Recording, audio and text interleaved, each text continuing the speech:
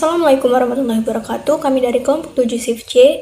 Nama saya Marcella Linton Nurjana. Di sini saya akan menyampaikan sedikit tentang jurnal yang berjudul Gambaran Frekuensi Incompatible Autocontrol pada penderita thalassemia dengan transfusi berulang kurang dari 10 dan lebih sama dengan 10 di Rumah Sakit Hermina Jatinegara. Pertama kita akan membahas sedikit tentang transfusi darah. Nah, apa sih transfusi darah itu? Transfusi darah adalah suatu tindakan memindahkan komponen darah yang ditransfusikan ke tubuh resipien. Nah, untuk penderita thalassemia ini sendiri yaitu mempunyai kadar hemoglobin kurang dari normal, maka dibutuhkan transfusi secara berulang. Sehingga penata laksanaan transfusi ini sangatlah penting untuk menghindari efek dari transfusi berulang tersebut.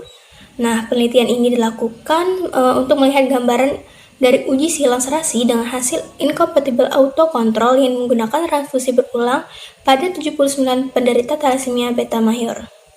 Saya akan menjelaskan metode yang digunakan dalam penelitian kali ini, di mana populasi penelitian adalah penderita thalassemia beta mayor yang melakukan rawat inap dan menjalankan tindakan transfusi darah berulang kurang dari 10 kali atau lebih dari sama dengan 10 kali di Rumah Sakit Hermina Jatinegara, baik laki-laki maupun perempuan pada penderita thalassemia beta mayor.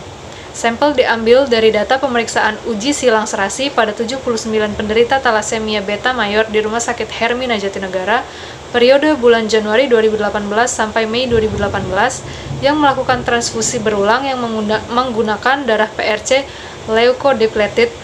Data-data yang diperoleh dari penelitian dihitung persentase sampel yang incompatible autocontrol terhadap seluruh sampel. Baik, selanjutnya saya akan membahas mengenai hasil dan pembahasan. Nah, untuk hasilnya bahwa penderita thalassemia beta mayor lebih banyak dialami oleh perempuan dibandingkan laki-laki.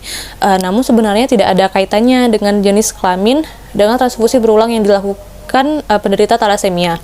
Nah, pada penderita thalassemia beta mayor laki-laki diketahui nilai incompatible autocontrol lebih rendah dibanding penderita perempuan.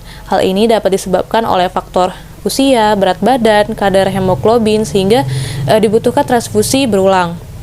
Pada penderita perempuan yang sudah mengalami menstruasi dibutuhkan lebih banyak dibanding dengan penderita laki-laki, sehingga lebih membutuhkan transfusi berulang lebih dari 10 kali. Transfusi berulang memungkinkan terbentuknya antibodi karena sering mengalami paparan antigen. Maka uji silang serasi didapatkan hasil incompatible autocontrol. Nah, antibodi yang dibentuk berupa antibodi IgG dan komplement pada eritrosit penderita.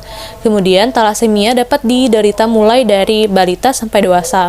Hal ini sesuai dengan penelitian yang didapatkan pada balita itu 16%, anak 18%, remaja 25%, dan dewasa 68%. Bisa dilihat dari kategori usia pada balita, didapatkan hasil incompatible autocontrol yang merupakan hasil paling rendah.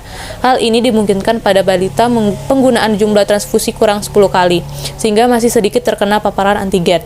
Pada penderita dewasa lebih banyak membutuhkan transfusi dibandingkan dengan penderita balita, anak-anak dan maupun remaja. Karena kebutuhan untuk transfusi pada anak-anak dan penderita dewasa itu berbeda. Hasil penelitian transfusi berulang kurang dari 10 kali, hasil kompatibelnya itu sebesar 92 dan incompatible 8%. Sedangkan transfusi berulang lebih dari 10 kali, hasil kompatibel 48% dan incompatible 52%. Nah, hasil penelitian ini sebenarnya tidak sesuai dengan penelitian sebelumnya yang dilakukan oleh Pardia 2011 yang menyatakan hasil incompatible pada transfusi yang kurang dari 10 kali sebesar 0% dan pada transfusi lebih dari 10 kali didapat hasil incompatible sebesar 51%. Hal ini tuh memungkinkan disebabkan oleh antibodi dapat terbentuk dikarenakan kedua kalinya terpaparan dengan antigen dari darah pendonor yang masuk tubuh penderita. Dan salah satu bentuk reaksi transfusi berulang dapat berupa reaksi imun dan non-imun. Nah, gejala klinis yang ditimbulkan inkompatibilitas ini mulai dari adanya rasa seperti terbakar di tempat transfusi, demam, menggigil, rasa sakit di punggung belakang sampai pinggang. Maka disarankan menggunakan pendonor tetap atau donor keluarga yang memiliki golongan darah yang sama untuk transfusi berulang pada penderita thalassemia agar mengurangi paparan antigen dan mengurangi terbentuknya antibodi yang masuk ke dalam tubuh penderita, sehingga transfusi yang dilakukan jauh lebih aman.